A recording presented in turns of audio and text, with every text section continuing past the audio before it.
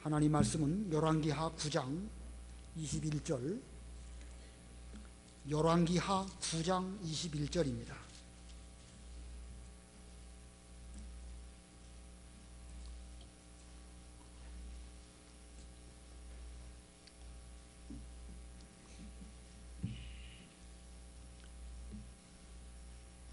열왕기하 9장 21절.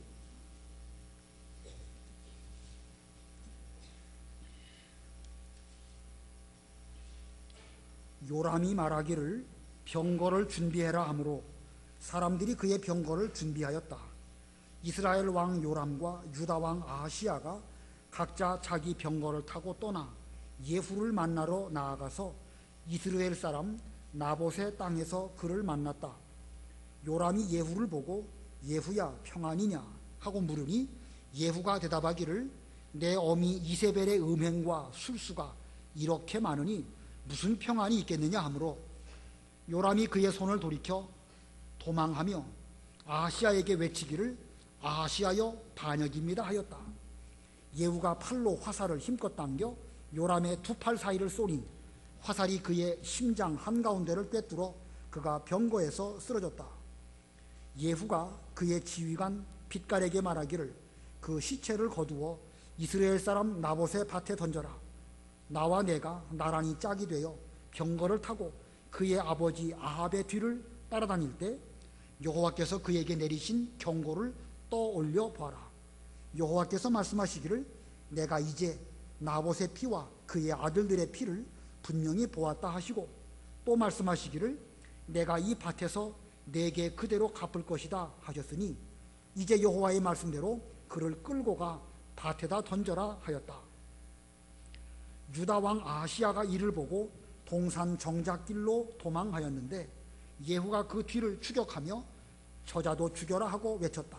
사람들이 이블르함에 있는 구르의 오르막길에서 병거를 공격해 그에게 상처를 입히니 그가 무기또로 도망하여 거기서 죽었다.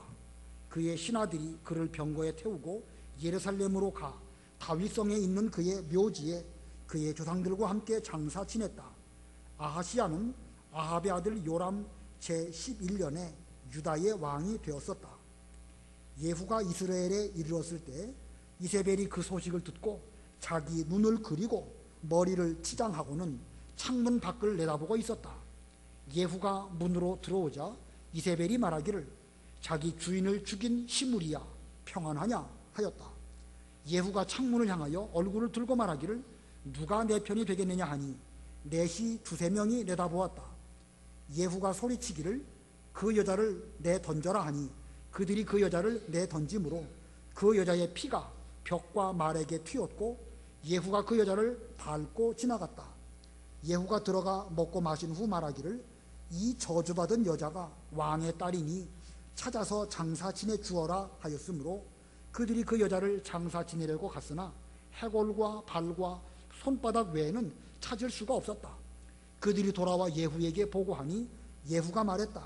이는 여호와께서 자신의 종 디셋 사람 엘리야를 통해 말씀하신 것이니 이스라엘 땅에서 개들이 이세벨의 살을 먹을 것이며 이세벨의 시체가 이스라엘 땅에서 밭에 거름같이 되어 사람들이 보고도 이세벨의 것이라고 알아보지 못할 것이다 하셨다. 거기까지 봉독하겠습니다. 오늘 본문의 내용은 그 아합의 후손인 요람이나 또 아합의 외손자인 아하시야 그리고 아합의 부인이었던 이세벨의 죽음을 말씀하고 있습니다. 그래서 말씀 제목이 아합집의 멸망, 아합집의 멸망이라는 제목입니다. 우리가 이 오후 예배 시간에 공과를 배우고 있는데 성경을 차근차근 모조리 다 하지 않고 띄엄띄엄 하게 되므로 연결이 좀 매끄럽지 못한 면이 있습니다. 뭐 그럴 수밖에 없다는 것을 이해하시고 여러분이 공과를 가르치실 때에 성경 전체의 문맥을 먼저 잘 파악하시고 가르치시면 좋겠고 우리 성도님께서도 집에 돌아가셔서 이 열왕기하를 좀 읽어보시는 것이 이해에 많이 도움이 될 것입니다. 자, 아합집의 멸망. 이 아합집, 바로 이 오므리 왕조를 가리키는 것입니다. 북쪽 이스라엘의 왕조가 여로보암 이후부터 계속해서 얼마 지나면 바뀌고 얼마 지나면 바뀌어 왔습니다. 제일 먼저는 여로보암의 그 왕조가 2대 만에 바뀌게 되고, 그 이후에는 바사 왕조가 또 들어섭니다. 바사가 이스라엘의 왕 되었지만 그도 역시 2대 만에 또 역시 또 반역이 일어나고 바뀌게 됩니다. 시므리가 반역을 하게 되는데, 시므리의 반역한 그 왕조는 7일 동안 끝이 나고 맙니다. 그리고 7일을 지나서 오므리가 반역을 하고 이제 왕이 됩니다. 오므리의 아들 아합이지요. 그리고 이제 아합의 그 아들이 또 아하시야, 또 그의 아들이 이 아하시아의 동생입니다. 아합의 작은 아들 여호람이 또 왕이 됩니다. 이렇게 해서 이 오므리 왕조는 4대 동안 왕 위에 있었는데, 그런데 이 아합집이 오늘 이르러서 본문 9장에서 이렇게 다 멸망하게 되는 것을 배우게 됩니다.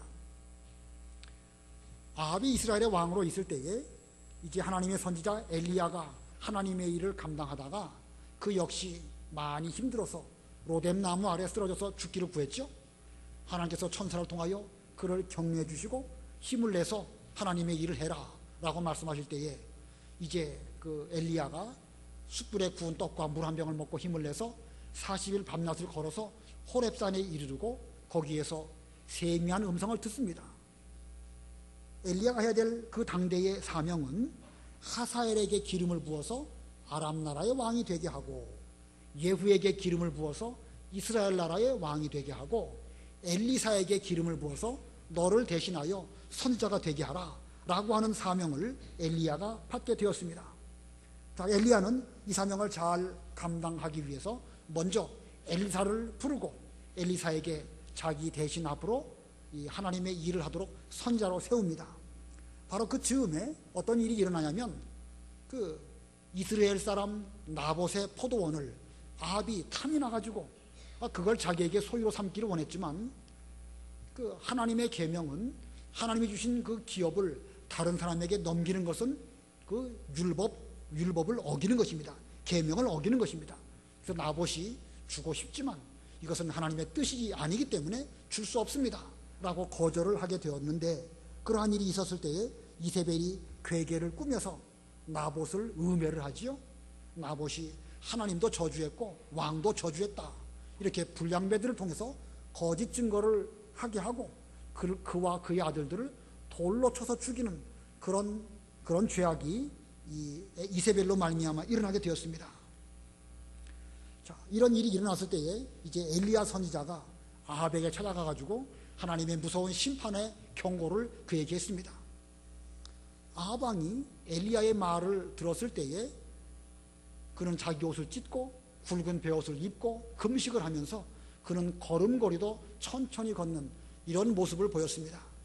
이 아합 왕이 진심으로 회개를 했는지 아닌지 우리가 거기까지는 다 알 수는 없지만, 하나님께서는 아합의 그러한 모습을 보시고 아합 때에는 하나님의 진노를 쏟아붓지 아니하시고 그의 아들 때에 하나님의 징계가 있을 것임을 말씀하였습니다.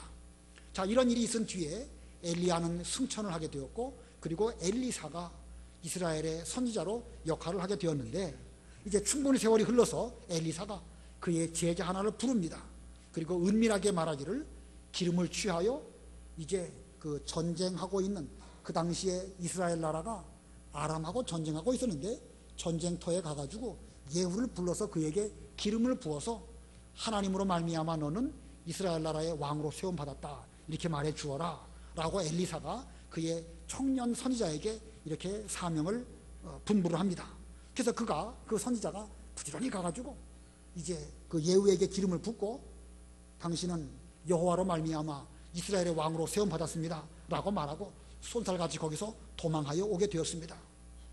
자, 기름 부음을 받은 예후는 하나님의 뜻으로 인하여 자기가 이스라엘 나라의 왕이 되었다라는 것을 깨닫고, 이제 하나님의 뜻이 무엇일까, 나를 통하여 이루고자 하시는 하나님의 뜻이 무엇일지 생각해 볼 때에 전에 엘리야를 통해서 예언된 말씀을 실천할 의무가 자기에게 있음을 알고 아합 집에 모든 사람들을 다 멸하는 그런 일을 서둘러서 수행하게 됩니다. 이 열왕기하 9장 전반부를 보면 이 예후가 얼마나 급하게 그 사명을 위해서 열심히 내는지 잘 보여주고 있습니다. 아마도 예후의 그 성격은 상당히 급한 성격이 아닐까 생각이 듭니다. 자, 그 즈음에 이 예후에게 기름 부음 받은 그 즈음에 이 이스라엘 왕 여호람이라고도 하고 요람이라고도 합니다. 앞부분에서는 여호람이라고 하였고 이 뒷부분에서는 요람이라고 하는데 앞으로는 요람이라고 제가 표현을 하도록 하겠습니다. 이 요람이 아람 나라하고 전쟁하다가 부상을 입었습니다. 그래서 그 상처를 치료하기 위하여 이스라엘 땅, 옛날 그 나보색에서부터 빼앗은 그 곳으로 와서 거기서 머물고 있었습니다. 자, 이스라엘은 전에 배운 대로 나봇의 포도원이 있던 곳입니다. 근데 이 요람이 부상당했다는 그 소식을 유다 왕 아하시야가 듣고 그를 문병하려고 올라왔습니다. 유다 왕 아하시야, 그 아합의 아들에게도 아하시야가 있고 또 요람이 있습니다. 그래서 아합 이후에 아합의 아들인 아하시야가 왕이 되었고 또 아하시야가 2년 만에 죽고 요람이 왕이 되었는데 동명이인으로 유다에도 또 아하시야가 있었습니다. 자, 이 아하시야가 어떤 사람인가?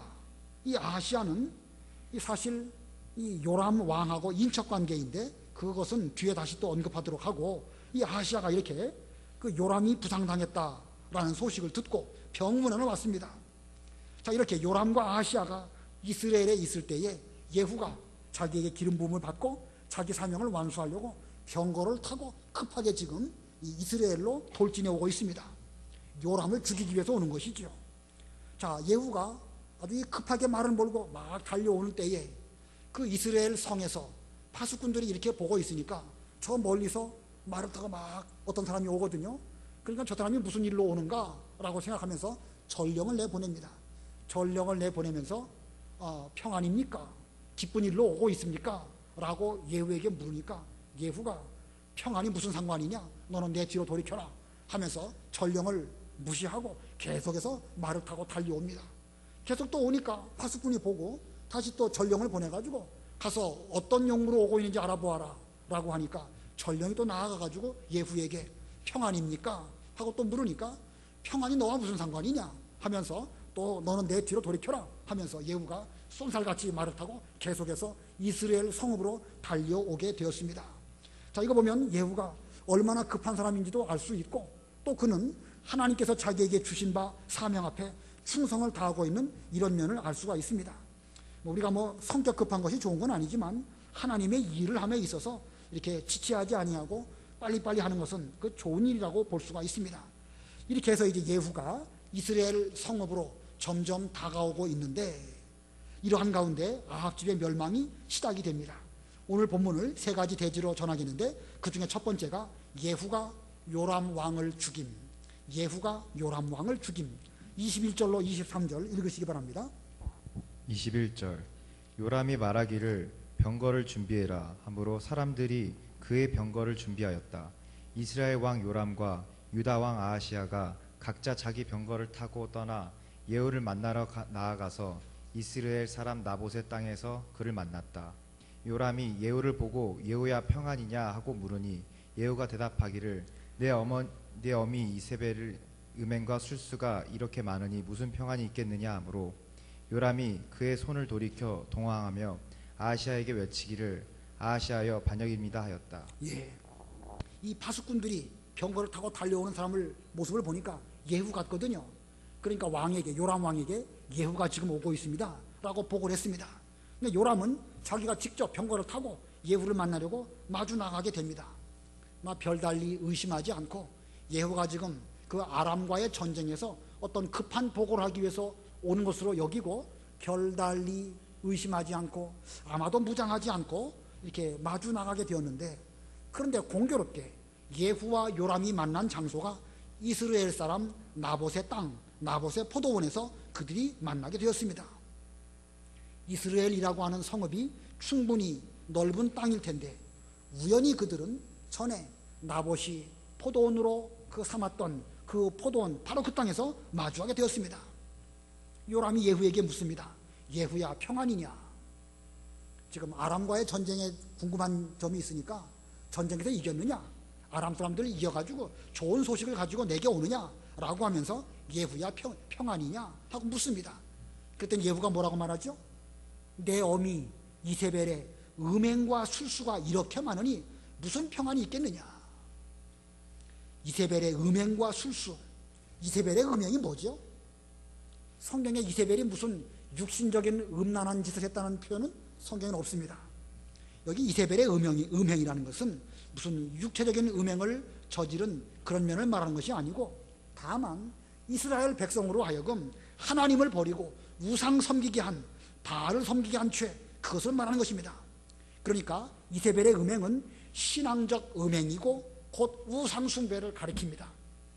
이세벨이 원래 시돈 여자였었는데 이스라엘로 시집 올 때에 그 바알 선지자 또 아세라 선지자 많이 데려와가지고 이스라엘 백성들로 하여금 여호와 하나님을 섬기는 듯 하면서도 우상을 섬기고, 우상을 섬기는 듯 하면서도 하나님을 섬기는 괴이한 이런 그 변질된 신앙으로 만들어 놓은 사람이 바로 이세벨입니다. 그러니까 하나님을 섬기면서도 우상을 섬기고, 우상을 섬기는 듯 하면서도 하나님 섬기는 모습, 이게 바로 신앙적인 음행인 것입니다. 우상 숭배. 또 이세벨의 술수, 아까 나봇의 포도원 말씀드렸죠. 나봇의 포도원을 뺐을 때에 불량배들을 동원해 가지고 거짓 증인을 세웠습니다.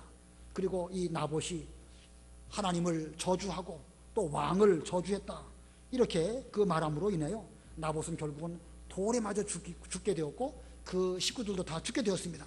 그리고 포도원은 빼앗겼습니다. 왕비가 이런 술수를 쓸 때에 평범한 백성으로서 나봇은 달리 어떻게 반항도 못하고 억울하게 일을 당해서도 그냥 거기서 돌에 맞아 죽을 수밖에 없는 이런 비참한 죽음을 죽고 말았습니다. 이 나봇의 무고한 죽음에 대해서 아무도 항거할 수도 없었고 공의가 다 무너진 것 같았지만, 그러나 결코 하나님의 공의는 무너지지 않습니다. 이세벨의 술수가 완벽하고 아무도 맞설 수 없는 이런 것 같아도 악한 자의 술수 위에 하나님의 섭리가 있습니다. 악한 이세벨의 술수 위에 하나님의 섭리가 있다는 사실, 이거 우리가 기억해야 될 것입니다. 이 요람이 이 나봇의 포도원에 우연히 이르러서 거기서 예수를 만나는 것처럼 보이지만, 이 사건 배후에도 하나님의 섭리와 하나님의 주권이 강하게 역사하고 있음을 우리에게 보여주고 있습니다.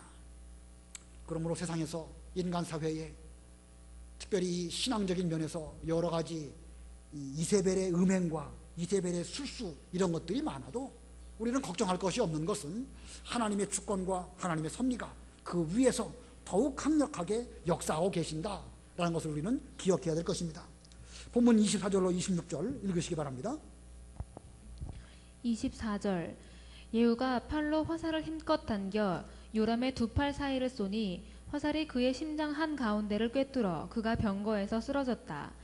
예후가 그의 지휘관 빛깔에게 말하기를 그 시체를 거두어 이스라엘 사람 나봇의 밭에 던져라.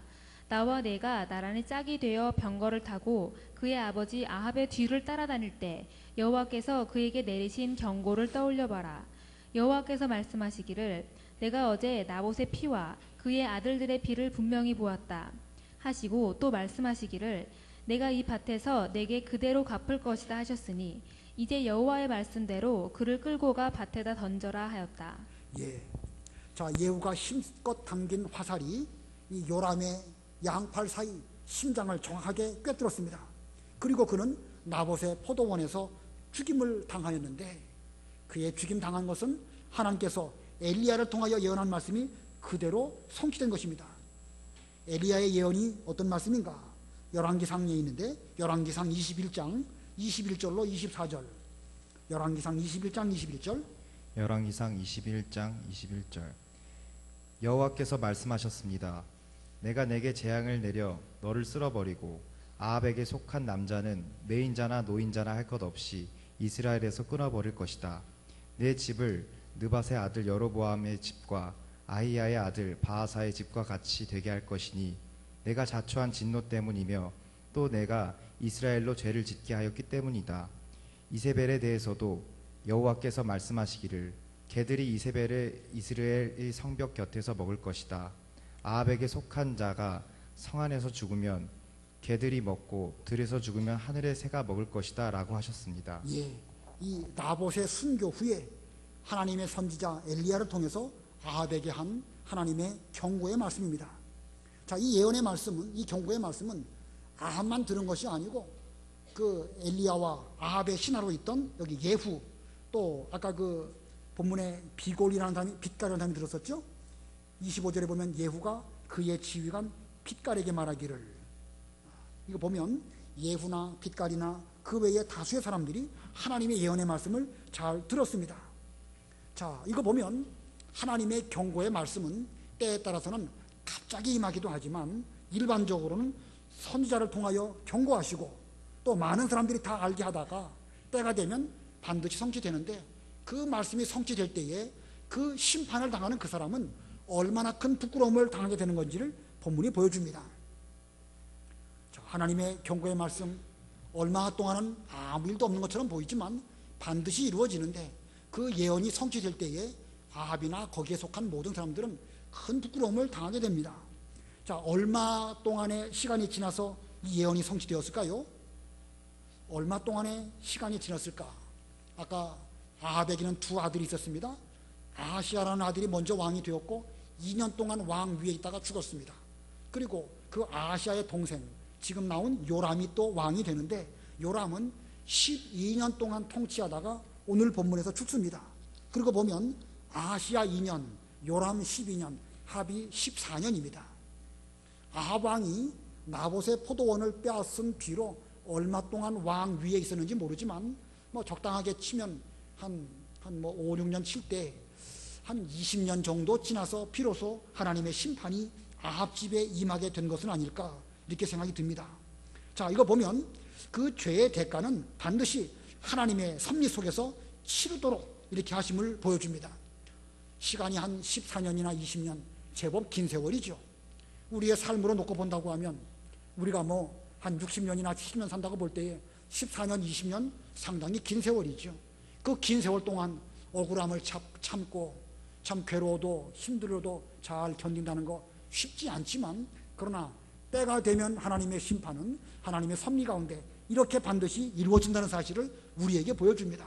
그래서 이 본문에서 우리에게 주시는 바 교훈의 한 가지는, 하나님의 섭리는 인간의 술수보다 위에 있다. 하나님의 섭리는 인간의 술수보다 훨씬 더 높고 위대하고 위에 있어서 때가 되면 비록 우리가 보기에는 더딘 것처럼 보여도 반드시 이루어진다는 사실입니다. 이런 걸 볼 때 우리는 술수나 꼼수 이런 거 부리지 말고 항상 정도로 걸어가야 됩니다. 하나님께서 여호수아에게도 말씀하셨고 다윗이 또 솔로몬에게 말한 것처럼 좌로나 우로나 치우치지 말고 모세를 통하여 주신 모든 계명, 명령, 규례, 법도 이것을 잘 지키면 어디 가서 무엇을 하든지 반드시 형통한다고 말씀하시지 않았습니까? 꼼수 부리면 얼마 동안은 잘 되는 것처럼 보여도 하나님의 섭리가 반드시 경고를 통하여서 그에게 성취될 것입니다. 이 아합 집에 죄 지은 바로 그 자리에서 아합의 아들 요람이 죽었습니다. 아합 본인은 피하여 간 것처럼 보여도 그 아들이 바로 그 자리에서 죽었습니다. 우리 생각은 어떨까요? 어떤 고난이 있다고 하면 내가 고난 당하는 것이 나을까? 우리 아들이 가서 고난 당하는 게 나을까? 부모 입장에서 차라리 고난을 당하면 내가 당하는 것이 낫지, 내 자녀가 가갖고 그 고난 당하는 것은 훨씬 더 부모의 마음을 아프게 하지요. 그러므로 우리에게, 우리 자녀들에게 좋은 것을 물려주려고 하면 우리가 정도로 걸어가야 됩니다. 좌로나 우로나 치우치지 말고 똑바로 걸어가면 하나님께서 우리 자녀들에게, 먼저 다윗이 그 길을 잘 걸어가니까 다윗의 아들이 훌륭한 아들이 된 것처럼 우리도 그 길을 걸어가면 우리의 자녀들이 그와 같은 복을 받습니다. 그러나 반대로 우리가 아합과 같이, 이세벨과 같이 그런 길을 걸어간다고 하면 그 죄값이 혹시 우리에게 임하지 않는다 할지라도 하나님의 섭리는 결코, 하나님의 계산은 결코 손해보시는 법이 없으십니다. 반드시 그 아들 때에 가든지 그 어느 때에 가서든지 반드시 죄값으로 그들이 심판을 받게 될 것을 기억하면서 하나님의 섭리는 인간의 수수보다 훨씬 더 높은 위에 있음을 기억해야 될 것입니다. 자, 두 번째로 아합 집의 멸망에 또 어떻게 이루어졌는가? 두 번째, 예후가 유다 왕 아하시아도 죽임. 예후가 유다 왕 아하시아도 죽임. 자, 유다 왕 아하시아가 이스라엘 왕 요람을 문병하기 위해서 이스라엘로 와 있었습니다. 이 아하시아는 이스라엘 왕 요람이 뭐 예후를 만나러 병거를 타고 나아갈 때에 그 요람이 아하시아 보고 같이 가자고 그랬습니다. 그래가지고 같이 병거를 타고 예후를 만나러 가게 되었습니다. 자, 유다 왕 아하시아가 왜 이렇게 이스라엘 왕 요람과 함께 왔을까? 함께 있었을까? 요람, 아하시아. 요람은 이스라엘 왕이고 아하시아는 유다 왕입니다. 그런데 이 둘 사이는 인척관계입니다. 어떤 인척관계인가? 아합과 여호사밧이 서로 사돈이었습니다. 그래서 아합의 딸인 이름이 뭐였죠? 아달랴. 예, 아합의 딸인 아달랴와 그 여호사밧의 아들인 여호람이 결혼을 합니다. 결혼하고 낳은 아들이 여기 나와 있는 아하시아입니다. 그리고 보면 유다 왕 아하시아는 이스라엘 왕 그 아합의 외손자입니다. 외손자이고 자기 어머니는 아달랴이고 아달랴의 남동생이 바로 여기 지금 죽임을 당한 요람입니다. 그러니까 요람이 병들었다.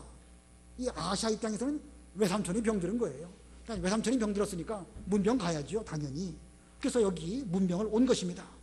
뭐 외삼촌이 병들었으니까 조카가 문병 오는 거, 그건 올 수도 있습니다. 그러나 그 경우가 나라와 나라 사이의 문제라고 한다면 그 생각해 볼 문제고, 또 나라와 나라 이상으로 이 올바른 믿음의 길을 걸어가는 유다 나라의 그 왕과 넓은 길을 걸어가는 이스라엘 나라 왕 사이의 문제라고 한다면 그건 더 심각하게 생각해야 될 문제인 것입니다.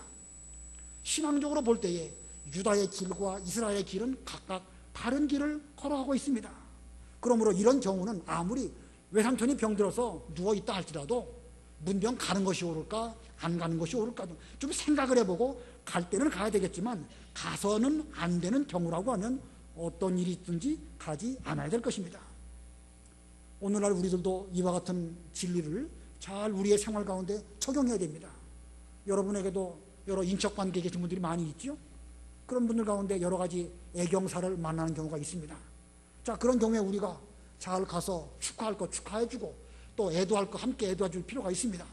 근데 이것이 만일 신앙에 관계된 문제라고 한다면 가야 될 것이냐 말아야 될 것이냐 우리는 심각하게 생각해보고 성경대로 정도로 걸어가야 됩니다. 주일날 결혼식을 한다. 아니면 상을 당했는데 주일날 출상을 한다. 가야 됩니까? 안 가야 됩니까? 가야 됩니까? 안 가야 됩니까? 왜 대답이 없으십니까? 자, 이 본문의 이 아하시아 가서는 안 되는 길이었는데 이게 뭐 갔기 때문에 지금 이런 일을 만나게 된 것입니다. 자, 이럴 때에 지혜를 써야 되겠죠. 외삼촌 요람이 전쟁에서 병들었다. 그러면 이 아하시아가 믿음을 써서 지혜로운 사람이라고 한다면 이거 내가 그래도 외삼촌이긴 외삼촌이지만 다른 나라 왕이고 그 이스라엘이 걸어가는 길이 다르고 유다가 걸어가는 길이 다른다고 하면 나는 저 길을 가면 나의 신앙에 큰 손해를 볼 것이다 생각을 해서야 되는 것이고, 그래서 문병을 혹시 못 간다 할지라도 예물을 많이 보낸다든가 편지를 써서 제가 여차한 이런저런 이유로 문병은 못 가지만 외삼촌의 병을 위해서 제가 하나님께 기도하겠습니다. 이 예물을 받으시고 속히 쾌차하시기 바랍니다. 이런 정도로 예의를 표했다고 하면 그는 이와 같이 죽임을 당하는 가운데 빠지지 않았을 것입니다. 그런데 그렇게 하지 않았기 때문에 결국은 그도 거기 가가지고 함께 죽임을 당하게 된 것입니다. 여러분도 그러셔야 됩니다. 여러분 여러 가지 주일 문제라든가 신앙의 문제가 관련된 그런 일들이 많이 있는데 그때마다 지혜를 써서 인간의 도리를 다할 부분은 다 해야 됩니다. 예수 믿는다고 해서 도리마저 싹 끊어버린다고 하면 그건 잘하는 게 아니죠. 도리를 할 것은 하지만 신앙 지킬 것은 지키는 가운데에서 이 분명하게 그 선악 가운데 올바로 판단하고 가야 될 것과 가지 말아야 될 것을 잘해서 신앙에 절대 손해보지 않도록 해야 될 것입니다. 자, 우리도 하나님의 뜻이나 신앙을 저버리고 갔다가는 이 아시아처럼 큰 손해를 보게 될 수도 있을 것입니다. 아직 본문이 읽지 않았죠? 27절로 29절 읽어보시기 바랍니다.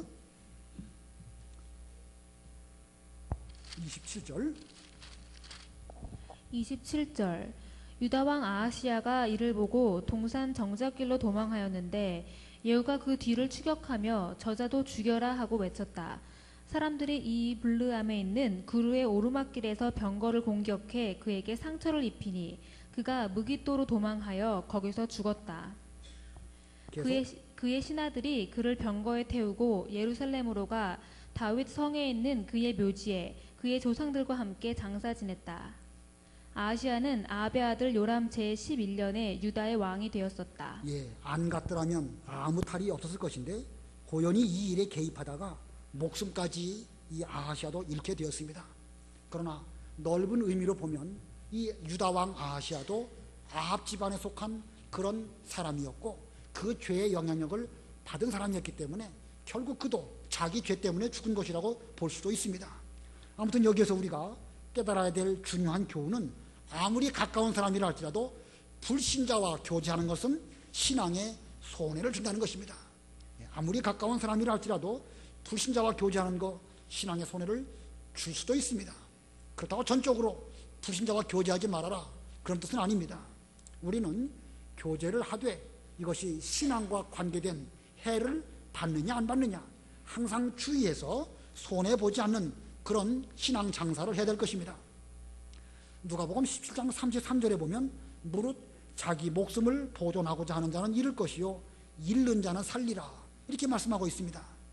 자기 목숨을 보존하고자 하는 자는 잃을 것이요, 이 말의 뜻은 무엇이냐면 인간의 방법으로 자기 목숨을 보존하려고 한다고 하면 오히려 그는 이 목숨을 잃어버리는 그것이 오히려 그에게 올무가 되어가지고 목숨을 잃게 될 수도 있음을 말하고 있습니다. 그러므로 우리는 인간의 수단 방법, 무슨 이 아하시아 입장에서 이스라엘 왕 요람과 좋은 관계를 맺어가지고 무슨 혜택을 보겠다 이런 마음가짐으로 하는 것은 결국 자기 목숨을 잃어버리는 그런 길로 걸어가게 되는 것입니다. 그러므로 우리는 어떻게든지 믿음을 지키기 위해서 죽으면 죽으리라 이런 마음가짐으로 나아가야 하나님께서 우리의 생명을 보존시켜 주시는 것입니다. 여러분들도 신앙적인 면에 손해를 보지 않아야 되겠다는 그런 그 마음가짐으로 모든 교제를 잘해야 됩니다. 그러다 보면 결국 우리 예수 믿는 사람들은 예수 믿는 사람들하고 어울릴 수밖에 없죠. 우리가 노인정에 가든지 어디 가든지 하면 뭐 하지요? 술 먹지 않으면 고스톱 치고, 그렇지 않으면 노래방 가고, 그러다 보면 여러 가지 복잡한 일들로 얽히고 설켜서 결국 신앙에도 손해를 많이 보고, 결국 신앙에 손해를 보면 우리는 모든 것을 다 잃어버리는 것입니다. 건강도 잃어버리고 심지어 목숨까지도 손해를 볼 수가 있습니다. 할 수 있으면이라는 말씀 뜻 잘 생각하시고 우리는 어떻게든지 우리 이 교회라고 하는 울타리 안에서 서로 사귀고 교제하고 좋은 신앙적인 관계를 잘 맺는 것이 이것이 올바른 성도의 교제의 범위입니다. 그런 면에서 목요일날 우리 효도잔치 그런 면으로 의미가 있는 거예요. 좀 많이 와서 어울려야 됩니다. 반대로 노인정 파고다공원 거기가 위험하더라고요 보니까. 얼마 전에 파고다공원 한번 가봤는데 노인들 가보기는 참 좋긴 좋은 것 같지만 그 주변에서 복잡한 일들이 많이 일어나고 있음을 여러분 많이 매스컴 통해서 보셨죠? 우리는 가야 될 때가 어디고 가지 말아야 될 때가 어딘지 잘 알아야 됩니다. 특별히 이 주일학교 학생들에게 이 본문 가르치실 때에 어쩌다가 유다왕 아하시야가 이스라엘 왕 요람에게 가가지고 이런 죽임을 당했는가, 이거 잘 말씀해 줘가지고 교회에 좋은 친구들 많이 사귀어서 평생 신앙의 친구들을 많이 사귈지언정 세상에 믿지 않은 사람들에게 대해서는 조심해야 될 것을 그들에게 잘 일깨워 주시기를 부탁을 드립니다. 그다음에 세 번째, 예후가 어떻게 아합 집을 멸망하였는가. 세 번째는 예후가 이세벨을 죽임. 예후가 이세벨을 죽임. 자, 아까 제가 예후가 성격이 급한 것 같다고 그랬죠? 급한 것 자체가 좋은 것 없지요. 그러나 하나님의 일을 처리함에 있어서 일사천리로 진행하는 거, 이건 잘한 것입니다. 본문 30절 읽어보세요. 30절. 예후가 이스라엘에 이르렀을 때 이세벨이 그 소식을 듣고 자기 눈을 그리고 머리를 치장하고는 창문 밖을 내다보고 있었다. 예, 이 당시 이세벨은 그 요람의 어머니지요. 왕 요람의 어머니이니까 우리나라로 말하면 대왕 대비에 해당되는 것입니다. 자, 이세벨은 예후가 오고 있다는 말도 들었고 자기 아들 요람이 예후로 말미암아 죽었다는 소식도 들었습니다. 그리고 그는 자기 눈을 그리고 머리를 치장하고는 창문 밖을 내다보고 있었다. 이세벨이 왜 이렇게 했을까요? 예후가 오니까 예후한테 예쁘게 보이려고 눈을 그리고 머리를 치장했을까? 아마도 대왕 대비라고 하는 그런 위엄을 나타내기 위해서 이렇게 했을 것입니다. 이 만일 이세벨이 뭐 대왕 대비로서 위험을 차리려고 이런 차원으로 했다고 하면 뭐 나쁠 것 없이요. 나쁠 것 없습니다. 그러나 지금 돌아가는 상황은 무슨 뭐 인간적인 위험 차릴 때가 아닙니다. 지금 이 일은 하나님의 진노로 심판이 임하고 있는 것입니다. 그러나 이세벨은 하나님도 하나님의 경고의 말씀도 예후로 말미암은 심판도 생각하지 못하는 거예요. 생각하지 못하고 눈을 그리고 머리를 치장하고 창문 밖으로 내다보면서 인간적인 위험이나 내 보여주려고 하는 이런 가운데 있는 것입니다. 다시 말하면 그는 하나님의 진노의 심판에 대해서 끝까지 교만하고 해볼 터면 해봐라 하는 그런 마음가짐으로 지금 바깥을 내다보고 있는 것입니다. 이게 어리석은 사람들의 가는 말로가 그렇습니다. 이세벨이 조금이라도 하나님을 알고 두려웠다고 하면 아마 이 시점이라도 두려워하든지 뭐 숨든지 그럴 터인데, 이거 뭐 하나님의 심판도 모르고 하나님도 모르다 보니까 이게 죽을 길인지 살 길인지 지옥 불구덩이 속인지도 모르고 뭣도 모르고 지금 이와 같은 일들을 하고 있는 것입니다. 이러한 때에 31절로 33절 읽으세요. 31절. 예후가 문으로 들어오자 이세벨이 말하기를 자기 주인을 죽인 시므리야 평안하냐 하였다. 예후가 창문을 향하여 얼굴을 들고 말하기를 누가 내 편이 되겠느냐 하니 넷이 두세 명이 내다보았다. 예후가 소리치기를 그 여자를 내던져라 하니 그들이 그 여자를 내던짐으로 그 여자의 피가 벽과 말에게 튀었고 예후가 그 여자를 밟고 지나갔다. 예, 교만하게 심판자 예후에 맞서다가 그 자기 밑에 내시들이 그 이세벨을 창문 밖으로 던진 것입니다. 예후가 누가 내 편이 되겠느냐, 누가 내 편이 되겠느냐 하니까 내시 두세 명이 밖으로 내다보았습니다. 그 말은 곧 예후의 편에 서겠습니다, 그런 뜻이겠죠. 그래서 예후가 소리치니까 그 여자를 던져라 하니까 그 내시들이 그 여자를 바깥으로 던졌고 그 여자의 피가 벽과 말에 튀게 되었고 예후가 그 여자를 밟고 지나갔습니다. 자, 이렇게 해서 엘리야의 예언의 말씀이 그대로 성취되었습니다. 본문 34절로 37절 또 읽으세요. 34절. 예후가 들어가 먹고 마신 후 말하기를 이 저주받은 여자가 왕의 딸이니 찾아서 장사 지내 주어라 하였으므로 그들이 그 여자를 장사 지내려고 갔으나 해골과 발과 손바닥 외에는 찾을 수가 없었다.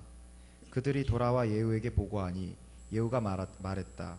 이는 여호와께서 자신이 종 디셉 사람 엘리야를 통해 말씀하신 것이니 이스라엘 땅에서 개들이 이세벨의 살을 먹을 것이며 이세벨의 시체가 이스라엘 땅에서 밭에 거름같이 되어 사람들이 보고도 이세벨의 것이라고 알아보지 못할 것이다 하셨다.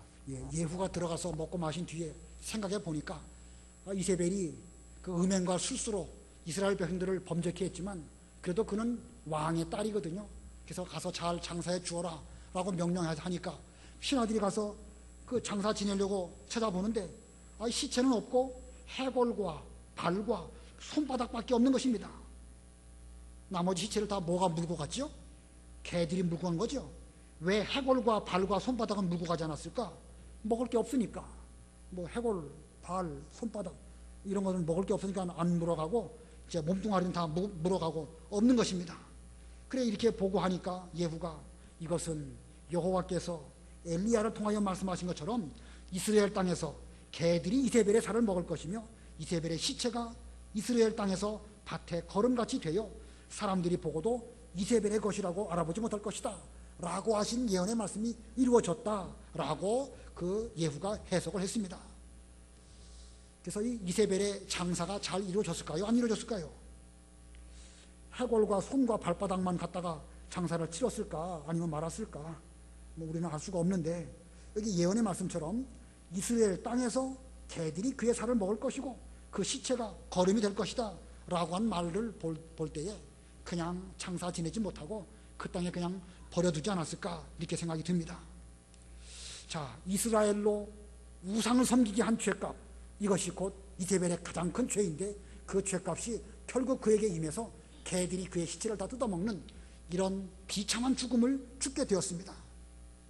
이것은 역사적인 사실이기도 하지만 장차 우리에게 대한 앞으로 있을 예언의 말씀도 이런 말씀들이 있습니다.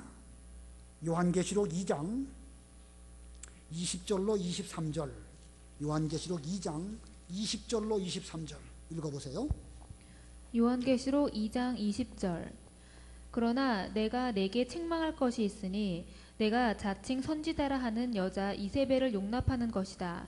그 여자가 내 종들을 가르치고 꾀어 그들로 음행하게 하고 우상의 제물을 먹게 하였다. 내가 그 여자에게 회개할 기회를 주었으나 그 여자는 자기의 음행을 회개하려 하지 않았다. 보아라, 내가 그 여자를 병상에 던지고 그 여자와 함께 간음하는 자들도 그의 행위를 회개하지 않으면 큰 환란에 던지며 또 내가 그 여자의 자녀들을 사망으로 죽이겠다. 모든 교회는 내가 사람의 생각과 마음을 살피는 자임을 알 것이다. 내가 너희의 행위대로 너희 각 사람에게 갚아주겠다. 예, 역사적으로 이세벨이 이스라엘로 하여금 범죄케 했지만 장래로 종말론적으로 볼 때에 거짓 선지자들이 많이 나와서 하나님의 백성들로 하여금 그 하나님을 섬기는 듯 하면서도 음행하고 우상 숭배하는 그런 죄를 짓게 만들 일들이 있을 것임을 예언하고 있습니다. 자, 회개할 기회를 주었지만 회개하지 않았기 때문에 그를 그 침상에 던져서 결국은 죽게 하였는데, 이세벨이 그렇게 죽임을 당한 것처럼 앞으로 성도들도 회개하지 않는다고 하면 결국은 큰 환란에 던져지게 될 것이고 그 자녀들도 다 사망으로 죽이겠다, 이렇게 말씀하셨습니다. 오늘날 우리들도 우리 앞에 믿음의 길을 걸어갈 길도 있고 또 넓은 길도 있습니다. 유다 백성들이 걸어간 길로 걸어갈 것이냐, 넓은 길인 이스라엘에 걸어간 길로 걸어갈 것이냐, 하나님만 섬길 것이냐, 아니면 하나님 섬기는 듯 하면서도 다른 우상들도 함께 섬기면서 음행하는 이런 길을 걸어갈 것이냐. 우리 앞에 이런 두 길이 있는데 우리는 어떤 길을 걸어가야 될 것인가? 철저하게 성경대로 믿음의 길을 잘 걸어가서 우리들은 이세벨과 같은 그런 어리석은 가운데 빠지지 않는 우리가 되어야 되겠고 또 우리 자녀들도 되어야 될 것입니다. 아까 그 2장 23절을 다시 보면 요한계시록 2장 23절, 또 내가 그 여자의 자녀들을 사망으로 죽이겠다. 모든 교회는 내가 사람의 생각과 마음을 살피는 자임을 알 것이다. 내가 너희의 행위대로 너희 각 사람에게 갚아주겠다. 너희 행위대로 너희 각 사람에게 갚아주겠다. 우리는 자기 행위를 돌아볼 줄 알아야 됩니다. 이세벨처럼 지금 예후가 하나님의 심판으로 자기에게 말을 타고 급하게 오고 있음에도 불구하고 교만해가지고 하나님의 그 예언의 말씀, 경고의 말씀 무시하고 눈이나 그리고 얼굴이나 치장하고 있다고 하면 그는 결국 이세벨처럼 비참하게 죽임을 당하게 될 것입니다. 그러므로 우리는 우리의 행위를 잘 살펴봐야 됩니다. 오늘 이세벨의 죽음에 대해서 우리에게 주시는 교훈은 하나님은 각 사람의 행위대로 갚아주신다는 것입니다. 하나님은 각 사람의 행위대로 갚아주신다. 그러므로 우리도 어떤 행위 가운데 우리가 살아가고 있는가? 자기가 교만한 가운데 있으면요, 내가 교만한지 넓은 길로 가는지 모르고 있다가 결국 이세벨과 같은 그런 길을 걸어가게 되는 것입니다. 무식한 자가 용감하다고 그러죠? 그 말이 어디서 나왔죠? 무식한 자가 용감하다? 그게 그 햄릿의 셰익스피어의 소설 햄릿에 나오는 말입니다. 무식한 자는 얼마나 용감한지 천사도 감히 들어가기를 두려워하는 지옥 불구덩이 속도 그는 무서운 줄도 모르고 무식하니까 용감하게 그 속으로 들어간다, 그런 뜻이에요. 그러니까 이게 죄가 얼마나 무서운지도 모르고 그냥 막 죄 짓다가 결국 지옥 불구덩이 속으로 들어간다는 것이죠. 그러니까 우리는 좀 무식하지 말고 성경대로, 하나님께서는 반드시 행위대로 갚아주시니까 성경대로 걸어가고 성경대로 신앙생활을 해서 이세벨의 길을 걸어가지 말고 복받는 그런 믿음의 길을 잘 걸어가야 될 것입니다. 자, 오늘 본문에서 예후가 이렇게 기름 부음을 받고 엘리야의 예언을 기억하고 하나님의 심판의 도구가 되어서 그 사명을 잘 감당해서 요람, 아하시야, 이세벨 다 죽였습니다. 하나님 앞에 충성된 길을 걸어갔죠. 그 열왕기하 10장 28절부터 31절까지 읽어보시기 바랍니다. 10장 28절. 열왕기하 10장 28절. 이같이 예후가 이스라엘에서 바알을 근절하였다. 다만 예후가 이스라엘로 죄를 짓게 한 느밧의 아들 여로보암의 죄, 곧 베델과 단에 있는 금송아지를 섬기는 죄에서는 떠나지 않았다. 여호와께서 예후에게 말씀하시기를, 내가 보기에 내가 올바른 일을 잘 수행하여 내 마음에 있는 대로 모두 아합의 집에서 행하였으므로 내 자손들이 사대까지 이스라엘의 보좌에 앉게 될 것이다 라고 하셨으나, 예후가 여호와 이스라엘의 하나님의 율법을 온 마음으로 지켜 행하지 않고 이스라엘로 죄를 짓게 한 여로보암의 죄에서 떠나지 않았다. 예, 이 예후가 얼마나 충성되게 기름 부음을 받은 이후에 자기 사명을 잘 감당했는지 하나님께서 내가 모든 일들을 잘 수행하여 내 마음에 있는 대로 아합 집을 다 행했으니까 4대 동안 이스라엘의 보좌에 앉을 것이다, 이렇게 말씀하셨습니다. 예후가 그 사명 잘 감당했기 때문에 하나님께 복받은 것이지요. 근데 문제는 무엇이냐면 예후가 그 여로보암의 길, 이스라엘이라고 하는 그 나라의 여러 가지 분위기, 그런 면에 대해서는 올바로 그 개혁을 하지 못했기 때문에 결국 4대 만에 그도 끝나고 말았던 것입니다. 여기서 우리는 뭘 발견하게 되냐면, 우리가 무슨 일을 사명 앞에 충성을 다한다 할지라도 그의 소속이 어디냐, 소속이 어디냐에 따라서 결국은 그 울타리를 벗어나지 못하기도 하고 또 그 분위기를 잘 또 이용하기도 하죠. 만약에 예후가 유다 나라에서 이런 일을 잘했다고 하면 그는 4대뿐만 아니라 그 뒤로 많은 복을 받았을 것입니다. 그런데 그는 이스라엘 나라에 속하였었기 때문에 결국 하나님의 일에 잘하긴 잘했지만 결국 4대 만에 그도 그 대가 끊어지게 되었던 것입니다. 이와 같이 오늘날도 우리가 어디에서 신앙생활 하느냐, 그게 중요해요. 어디서 신앙생활 하느냐, 하나님 말씀을 똑바로 가르치고 제대로 믿어보려고 하는 그런 분위기 가운데서 신앙생활 하면 혹시 좀 부족해도 가다가 제대로 된 길로 잘 걸어갈 수 있도록 교정이 되어집니다. 그러나 아무리 잘하고 아무리 열심히 있어도 전체가 잘못된 길로 걸어가는 가운데 속했다고 하면 그는 잘하는 열심은 좋을지 몰라도 얼마 가다가 결국은 그도 그냥 그런 속에서 헤어나지 못하게 될 것입니다. 예후가 참 좋긴 좋았는데 그가 여로보암의 죄에서 떠나지 못하고 결국 이스라엘의 그 울타리를 벗어나지 못한 것은 안타까운 일이 아닐 수가 없습니다.